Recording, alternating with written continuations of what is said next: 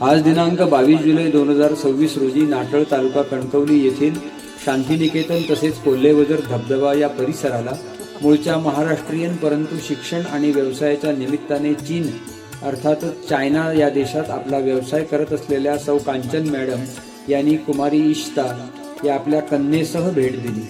नाटळ अर्थातच कोकणचा निसर्ग त्यांना अतिशय भावला।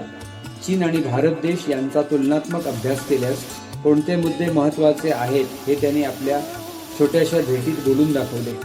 चीनमधील कार्यकुशलता, उत्साह, शिस्तप्रियता, प्रशासनाचे कठोर उपाय या तुलनेत आपण भारतीय अपाट बुद्धिमत्ता आणखीन श्रीमंत संस्कृती लाभलेली असतानाही 25-30 वर्षांनी मागे आहोत असे वाटतंय। कायद्याची कठोर अंमलबजावणी, आळशीपणा दूर करणे, देशाप्रती निष्ठा, नैसर्गिक साधनांचे संवर्धन आणि जोपासना ह्या गोष्टी अंमलात आणणे ही आता काळाची गरज आहे।